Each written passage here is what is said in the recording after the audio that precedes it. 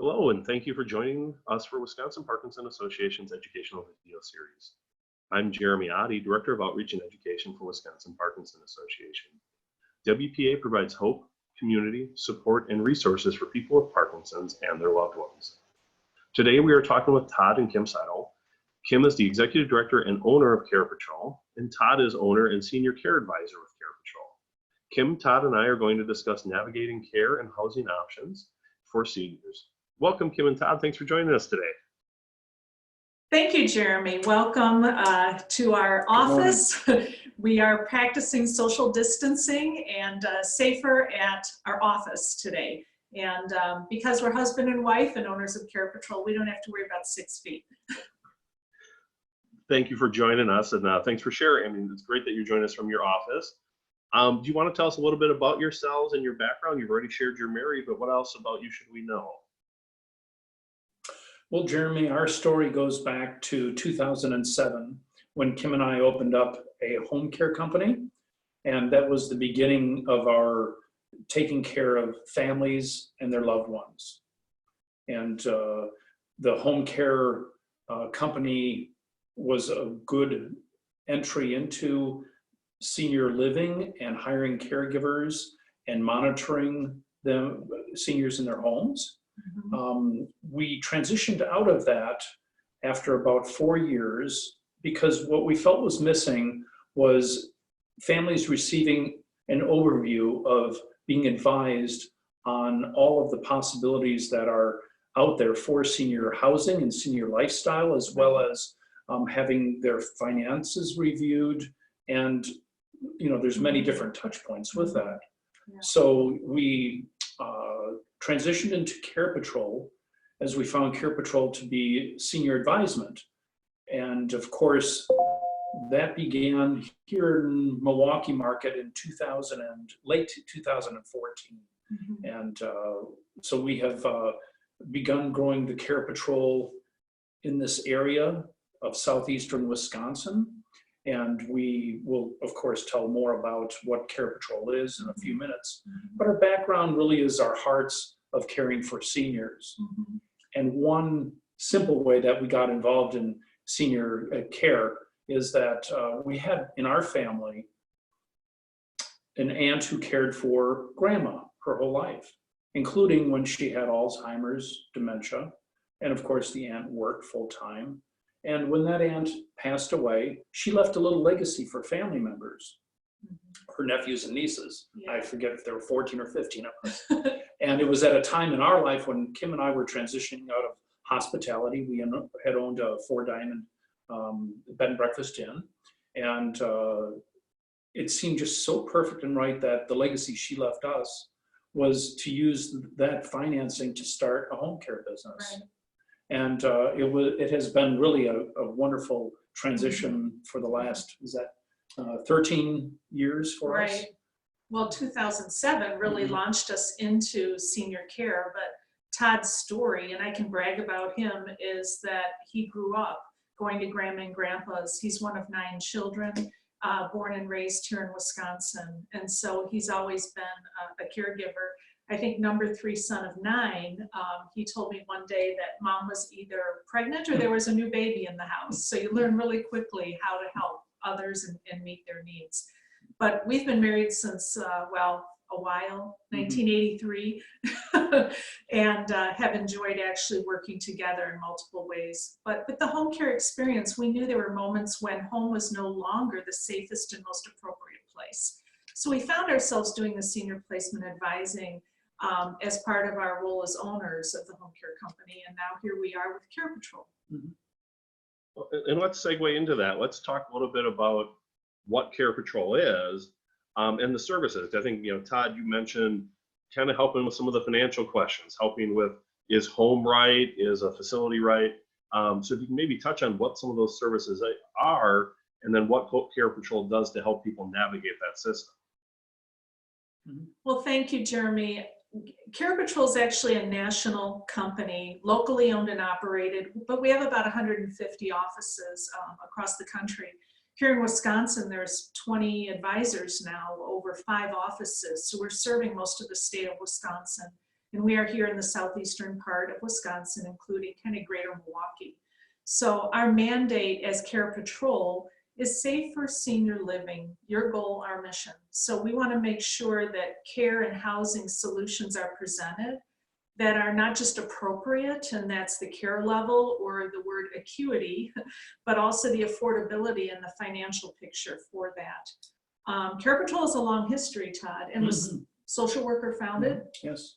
Yeah, CarePatrol has existed for over 25 years and founded by Chuck Bongiovanni, and he and his wife are both master degree social workers. Becky is currently the CEO over CarePatrol Systems. And they began the culture of this company in order for us, I think, to have the right heart as we help families. While it's a business, families are entrusting our guidance for the next, potentially last steps for their loved ones, being their parents. And so the 25 years has given CarePatrol a lot of experience with helping families, guide them, and setting the standards within what's called the senior placement profession.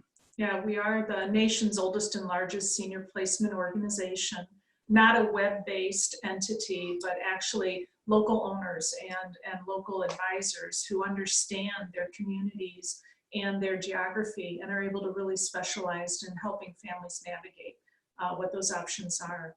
I can tell you, Jeremy, anyone in Wisconsin that might have a question and would like to take advantage of the free service, because we are free to families, they're welcome to give us a call. And I'll give you that number right away if that's all right. Please do. 262-223-6060. Again, 262-223-6060. And we can be found on the web as well, sewisconsin.carepatrol.com. Facebook, LinkedIn, and all of that as well. But certainly give us a call, because often what we're doing is just providing information to educate and advocate for seniors, particularly a spouse or the adult children that are facing a care transition for their loved one. And let's touch on that a minute, helping with the care transition. I think you both have said, once in a while staying at home is the best option. Once in a while going into a facility is the best option. How do you determine that when working with the family to figure out, what is the best option for that individual? Thank you. So the first thing that we start with is what we call a care discovery.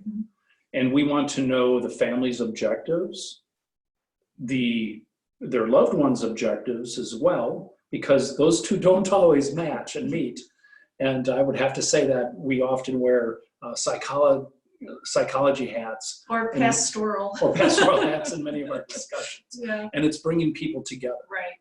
Because it is about safety. It is about the person's care needs and their lifestyle, making sure the nutrition is there and that they're active and engaged with activities. And so when safety is involved, when we help families out, if safety is best in the home right now and it's just starting with some care, or perhaps it's up to 24/7 care, then we connect the families with an appropriate home care company. We talk about what those schedules would be like. We promote home care as far as a profession.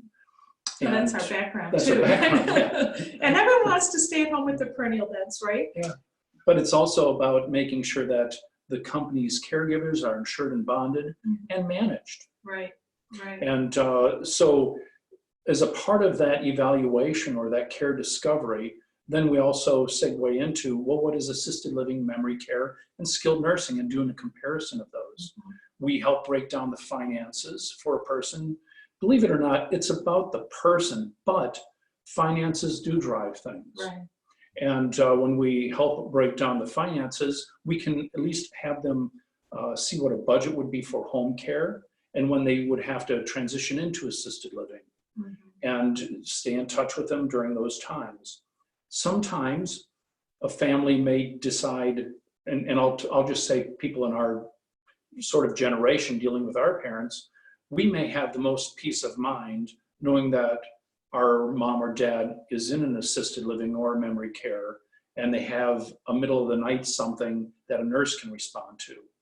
At home, of course, you can set different things in place, and it's based on the family's objectives. And we like to empower people and respect and respond to what their desires are with our guidance. Right. So you've given, I mean, there's a wide breadth of things you're considering. Right.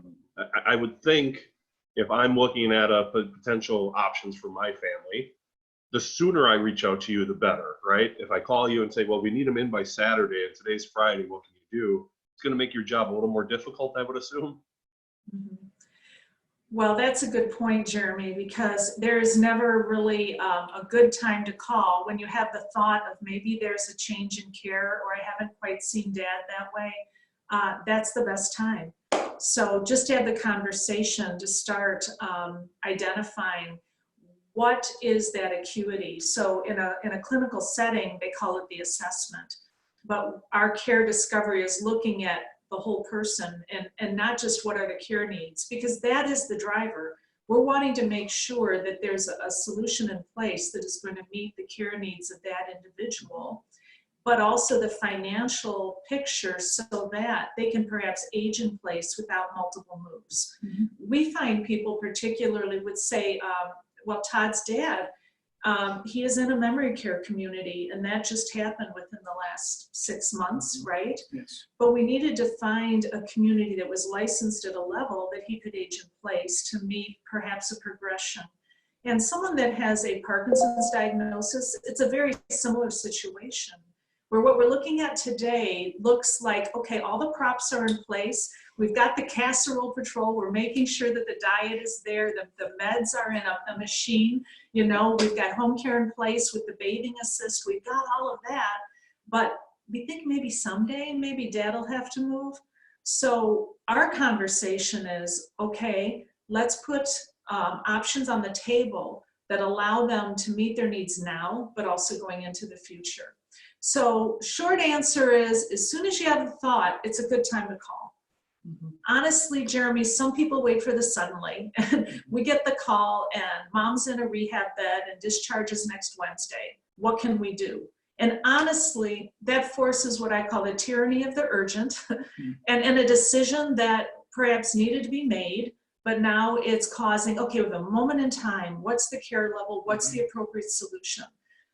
We keep a massive database of all of our communities. What are the amenities? What's the care levels? What's the license level? What's the cost? We can quickly triage that and come up with, all right, here's some possible solutions.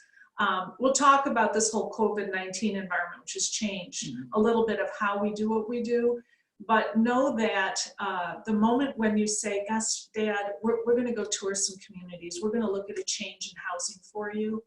That may be well down the road. And we like those conversations now. But if you're in that suddenly, that moment that, you know, it's quite sad you didn't think you'd have to deal with that, we're very good at quick response. Todd's dad's progression was initiated by a broken femur when he had a break in a leg that suddenly everything started to come to light, and we didn't realize Dad was that bad. And I said earlier, he's one of 9 children, Todd is, and so knowing that we had a lot of voices in the decision making, and we were all supporting them at home as best as we could, but that moment happened when Dad was no longer safe at home. So one of the things I'm going to ask, and I think you've kind of touched on it, Kim, but I want to clarify for some people. If I call you today, and we meet, we do the acuity with my family, and you kind of say, well, you know, we're in good shape. Here's a few things you can do at home. I don't have to make a decision today. I can work with you guys for a period of time, not just do it right now, correct? Yes, that's correct. Yeah, in fact, some of the things that we can help evaluate are how is the home set up for the person to ambulate, transfer, Ambulate is walk. Can they get around the house, right? What's that fall risk factor? Do that home safety check. give you tools so you can check your home. So Yes. transfer is what? Is moving in and out of bed, couches, and to a toilet. Recliner chair. Recliner chair. Oh yes, I will install it. And of course there are companies who specialize in doing the home modifications. Right. And so, reaching out to those companies and connecting them with the families to have that evaluation done for what can be possible to put everything in place so that they can stay home as long as possible. We'll connect them with that. And sometimes, honestly, it's starting to sift and sort. Think about getting the home ready to sell. Think about dispersing some of those family heirlooms, having those conversations, and do it in a way that the senior feels dignity and empowered, that they're participating in this transition in their life. I remember my mom was in her 50-something, and she decided she's going to start to give away some of her stuff, and we were all frustrated with her. But I cherish that now because we had that heart-to-heart moment when I got my great-grandma's hall mixing bowl. And honestly, my mom died at the age of 59 of a brain aneurysm. I mean, who knew? So as soon as mom or dad says, I really wanted you to have the Bell collection, that's a good time to start. It's like, all right, let's start talking about what downsizing might look like. And particularly, he's all about the safety. Do we have enough support in place for what's called ADL, activities of daily living? Are they getting 3 meals a day? Are they having a normal sleep cycle? Are they getting enough hydration? Are they drinking enough water? Or is it seasoned with, coffee, or in my dad's case, sometimes a martini? Are they getting their meds at the right time and the right dose? And you can put little machines and tools in place to help time and trigger. And we use that. We use that with dad at home. Now we're using that with mom at home. So those ADLs, making sure that the support is at home. And it's really easy when there's a care team, when there's a healthy spouse and there's support there. But, often we see the the healthy spouse, their physical and emotional health deteriorate because the burden of wellness for that frail bride or groom, the love of their life, the burden of that is on them. So. Before we jump into the pandemic and what's going on and how that's maybe changed some of the stuff you do, let me summarize. You come in and do a home assessment. You kind of go through the finances, look at what options make sense. You put them in touch with community resources. You look at the home for safety. You do a whole lot of things, and then you said you do it for free. How do you do it for free? I think that's the thing. People are going to walk away going, wait, that's a lot of stuff for free. Yeah, it is, Jeremy. In fact, when we tell families about our services, of course, it's a very condensed little version within 20 seconds. And then all of our signature items tell families about it being a free resource. So when Chuck Bongiovanni started CarePatrol, he was a social worker working in a rehabilitation and having people discharge. And this is back in the early 1990s, before people, assisted living wasn't even popular then. And so Chuck thought, well, we could do case management. And case management is an option for families when they hire a case manager and they pay hourly for their services. Right. Chuck realized that families, if the service is free to them, they'll open up and have many discussions, and not all families can afford to pay for services because we take care of all families.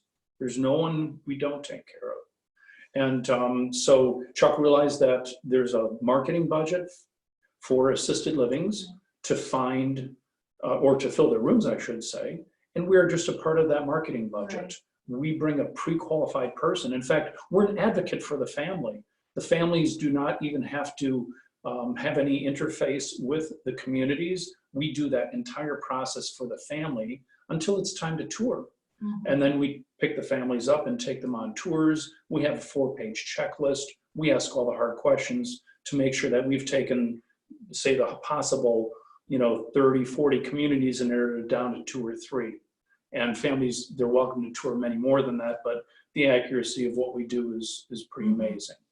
And it's our vetted communities. Again, we're looking at the actual inspection violation history of communities to make sure that they are safe and we can make a recommendation. That's why there's a word patrol in CarePatrol. But we are bringing a pre-qualified new resident to the community so that when we tour on Monday, they know they can move in on Friday. So we're paid out of their marketing budget, much like a realtor is paid when they sell a home.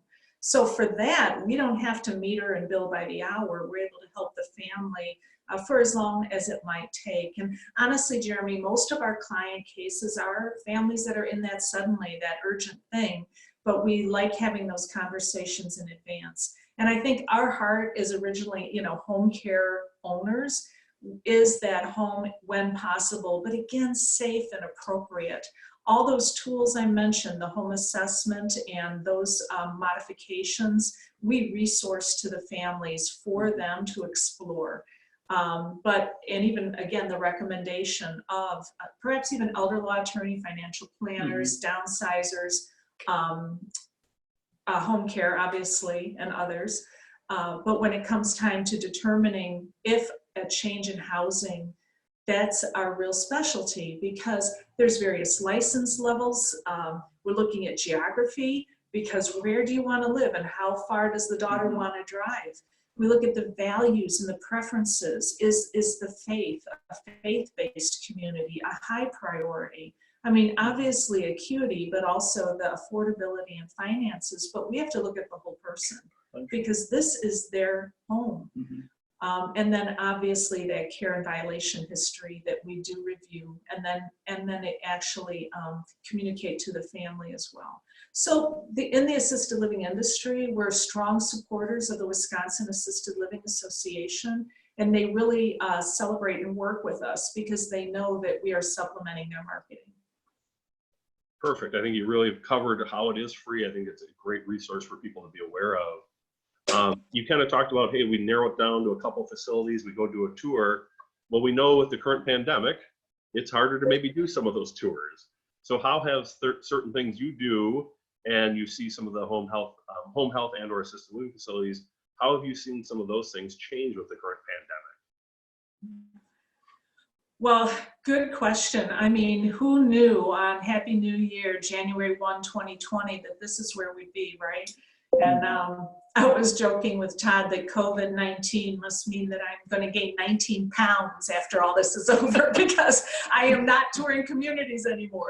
But the mandate for CarePatrol is care, and it's always been the personal service. And I think that's what's really differentiated us. That care discovery part has always been face-to-face, and we've met with the family. We personally tour the family and walk them through and help highlight and point out why we've recommended this community over the plethora of options when you go out on the web, which is ridiculous. But our job is to narrow that down. So now we can't do that face-to-face. So here we are in a Zoom, right, Jeremy? We've gotten really good at looking at the different options for technology. So we are finding ways to still do what we do, but a little differently now. Todd? So we still meet with the families, starting with the phone call, setting up an appointment virtually. And some families don't want to go onto a virtual conference, a video right away. And but when we do, there's such a better connection, okay? And I would say that a majority of people like to do the video because then if I can meet with the mom or dad, if they're still at home, we are doing some video pieces within, say a person is in rehabilitation, and then the social worker will use their phone to go to the person so we can have a discussion. It depends upon the cognition of the senior as well. When we put things together, of course, we're still sending the families the recommended communities, having those discussions. We keep the real-time database about where are their openings, what are the policies for admission, what are the testings that are going on within the community, how are people able to navigate and move in and so forth. So when it comes time to doing tours, communities now through these last 8 weeks have created some of their own generalized videos that families can watch. And then we can do a personal Zoom or Google Duo, any of those items, FaceTime, and then there can be additional looking at the specific room that is open Right. and so forth. And so business is being conducted the same, just not in person. And we look forward to the time when those restrictions will be lifted, and we anticipate them coming in the next month, several weeks at least.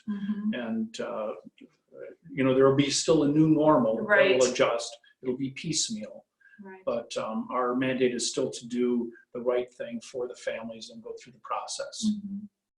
That personal service now is just taking on a different form, where a lot of it is virtual. We're trying to really educate our families on what technology is available. There are some apps that are good both for Apple and Android phones. Many of our communities, obviously, they want to have a face-to-face as much as they can with the decision maker, the son, daughter, the spouse, maybe even to meet the senior. But the heart behind the assisted living industry is caring for seniors. And we're finding an amazing compassion rise up in this industry. And we're trying to problem solve as best as we can to educate. Our CarePatrol database includes extensive photography. Our family will get a face sheet of all the information about that community in advance. We preface and have a meeting to discuss what those options are before we tour. And then part of that tour is if the community determines the care needs can be met for this individual, then they will pursue their own assessment. Yes. And we even participate in that so that the right questions, as we're advocating for the family, the right questions are being asked. But the community then gets to know that person's unique case. Their mandate is to make sure that the residents in the house, that their health and safety is protected, as well that there is a safe and seamless care transition for that new resident. So our job is to hold the hands on both ends. Even within the healthcare world, as they're leaving hospitalization or rehab, we have a real-time, expedited, confidential form that they would fill out, that we get the information right away. We have our own healthcare screening form. If in the case the family is going to enter a community to tour, it's rare, honestly, as we're into the second week here of May, but that'll help ensure some screening, some conversation about their personal exposure. And then there is a time often within move-in where that new resident will have to stay within a observational quarantine. But even that, oh my goodness, one community, all the residents in the house are sending welcome home cards, and they're finding creative ways to engage that new resident. There's technology via simulcasting in the room, what the activity is of the day. They're finding creative ways to do bingo. Meals are being delivered. I mean, they're doing all that they can to support the safety of that new resident. And honestly, their goal is to continue to serve seniors, to employ compassionate caregivers. Their staff, they have their own kids at home, and they're the wives and the daughters themselves. So even in this economy, I think there's a lot of fear-based news. We need to recognize that in geriatric and in this industry, there's a lot of people called to help people. And seniors are still facing care transitions. That has not changed. It's just we've changed the methodology of meeting those needs. I think that's really well said, Kim, is we still need the services. And I think you guys both did a great job of explaining they're still there. And maybe it looks different from what it did 6 months ago or even 2 months ago, but it's still there. And I think that's great. I think one of the last two questions maybe I'll ask you here, if I'm looking at, you've given me some options on home care, you've given me some options on assisted living, what are the type of questions or things I should be considering that I'm trying to determine which way am I going to go? Is home care making the most sense for me? Does assisted living make the most sense for me? How would you maybe best answer that question when people are really trying to determine between the two? All right, thanks, Jeremy. We're giggling a little bit because even though it was, I mean, second week of May, it was snowing this morning. It's crazy. And now the sun is bright, and through the office windows, of course, we're It's getting a little reflecting right off my yeah. car. It's like I'm glowing now, so Yeah. it must be the wisdom from God, right? Yeah, right. Yeah. So you can answer that question. What's the question? I don't know. The question was basically if I meet with you and I'm kind of looking at, do we stay home care? Do we transition to assisted living? What are some of the things you maybe would tell the family to really consider when trying to make that determination? Yeah, thank you, Jeremy, for Okay. repeating that. No problem. So some of the I'll use a couple real-time stories, and then Kim, she's the one who can summarize things much better. Color commentary. Color commentary. So one real-time story, say 2.5 weeks ago, son and daughter, dad is in rehab. He couldn't function at home properly, had multiple falls, in the hospital multiple times. Yeah. So for 2.5 months, in and out. Dad being very, I'm going to go home, and he lost his wife 14 months ago, depressed and so forth. He said, I'm just going to go home. Yeah. Well, the son and daughter thought, how could we bring him to our homes? They recognized that his care needs were pretty extensive, Right. and that they couldn't function with their own jobs, one of them going out to work, the other one doing stay at home. And so dad finally relented and said, okay, I understand that I'll need to make this move. I'm making this sound really easy, but it wasn't. But we showed him a property that met, for certainly his care needs. Right. And a property that even met his financial Right. needs and so forth. He has a room that has a view of a ravine. Mm. Okay. Yeah. Very large studio room with a private bath, and caregivers who are going to meet his personality needs, Right. because it's matching things up like that Yeah. really count. Yeah. And so I got a call from the son last Friday after the move, and he just said, perfect. He couldn't go into the community, but delivered some of dad's stuff to the door, and the room was pre-furnished Mhm. as well in this case. And then the next day, the owner calls me in order to give me his report. So, good match. Here's another story that'll help this. I think this will go back about week number 1 or 2 of COVID, and parents moved in with their one with a son and one with a daughter. And we had spoken way back in February, and they knew, okay, we're going to make these moves. We kind of pre-selected our housing needs and so forth. But in order to sell the house and downsize the house and get the parents ready, mom and dad move in with families. So a week and a half ago, the son calls and says, Todd, both of us are really having difficulty with this, because it's not easy. All of a sudden you have this movement that happens. And Kim and I did this with my own mother 7 weeks ago. Yeah. And so there's a whole new norm that happened. So within the context of all this, we can do all we can possible in order to bring in the home care. Families do some of that caregiving and so forth and participate with it. Just like families are finding out that homeschooling is much different than what they would have ever thought, right? Yeah. And so then we, in both of these cases now, people are settled into their assisted living environments, but we process and talk about all of those items. And what did I miss, Kim, with this question? Well, sometimes fear of the unknown is the biggie, right? We just don't know what we don't know. And so having an aging parent visualize what this life could be. And I think that we don't understand the quality of life when good hydration, good medication, right dose, right time, 3 meals a day, people who are checking on them in the middle of the night if there's a toileting or another need, that they're being met. The heartbeat of a family is always, I'm going to take care of mom and dad. And sometimes those care needs cannot be safely met by the home care company or by the family. So a home care company is the best next step. If that is not going to support their needs and safety, then we have to look at perhaps a move to a community. And in Wisconsin, there's a couple different licensing levels as well. And sometimes people might move into a community that doesn't have the appropriate licensing for the long-term care needs of that individual. So we're looking at all of those things. The one thing, and maybe Jeremy, your second question will help address this too, but so I might be moving forward a little bit. No, okay. Go ahead, you're doing good. Within the healthcare profession, and I think people in general, we want to succeed. We want to care for people.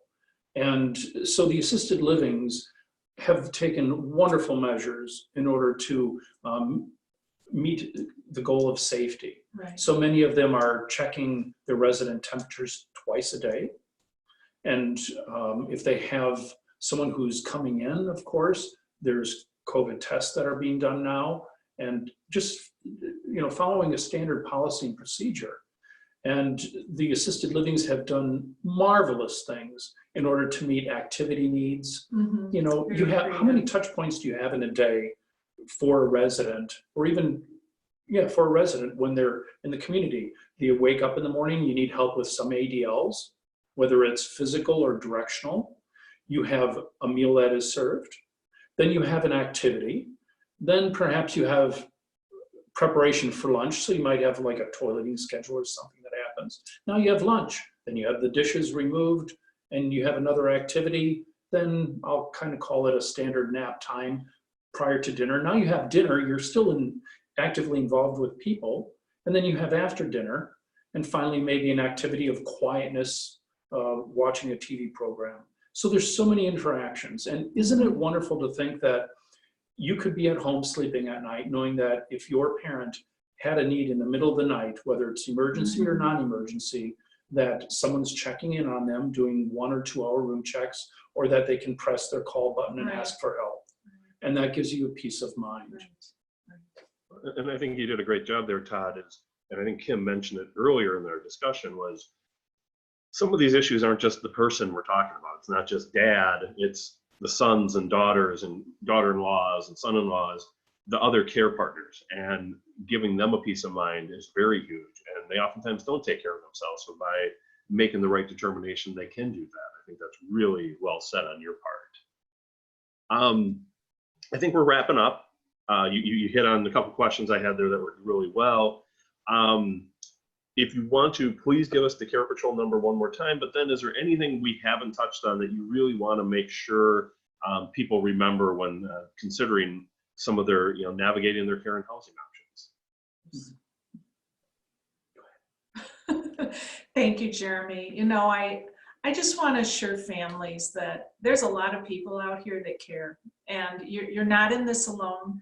Whether you're facing a moment now where you're seeing a change in care needs for your loved one, I feel like with COVID-19, we are more and more aware of the frailty of family and have really rallied around to make sure needs are met. As Todd referenced, we had his mother in our home for 7 weeks. So just know that within this industry of assisted living, that it is a secured community environment, and the mandate is the safety of the residents as well as the new resident who might be moving in. So we are doing everything that we can to not just comply with state and national regulation, but also internal policies to protect the safety and care for communities. Care Patrol exists to help families navigate this world, pre-COVID, post-COVID, to find what's safe and appropriate care and housing solutions. Here in Wisconsin, there's 20 advisors. Call us and we'll connect you with the appropriate person. Our number is 262-223-6060. We're on the web at sewisconsin.carepatrol.com. I'm Kim Seidl, my husband Todd. I'm usually color commentary, but I'll let you have the last word. Wow, this is amazing. And we got all this fun light happening here. So Jeremy, I want to thank you. Thank you to the Parkinson's Association. We enjoy the activities that you do, the events that you do, really being a voice for people who have continuing needs. I'll make this real short, 10 seconds. Going back to when I was a young child, one of my grandmother's best friends, her and I celebrated our birthdays on the same day, and she had Parkinson's. So I understood Parkinson's as a young child. And for my 21st birthday, instead of going out to the bars with the guys, well, I probably did it the second night, but my 21st birthday, she had moved to Chicago area to her daughters. And that's where I spent my birthday with this woman. Yeah. And so I have a heart for what you do, Jeremy, and being advocates for people. Right. And so thank you so much for that. And that's, Yeah. I think Stay that's a wrap. safe and healthy in these Mhm. days. We're all navigating this together. Absolutely. Well, thank you, Kim and Todd, both for joining us today and sharing resources on really navigating the care and housing options that are out there. I appreciate you guys taking the time to do that. Now, while we are glad you are checking in with Wisconsin Parkinson Association frequently, we are regularly updating our website and Facebook page with exercise classes, educational videos such as this one, and a number of other resources for you to take control in your Parkinson's journey. You can email us at mail@wiparkinson.org with future topics you'd like to see covered by our local experts. Now, hopefully you're finding this educational video series beneficial. WPA relies on donations from individuals like you. So please consider a gift today at wiparkinson.org to continue to keep all WPA programs and services free of charge. I'd like to thank again Kim and Todd for being our guests today. Thank you for joining us. Take care and have a great day.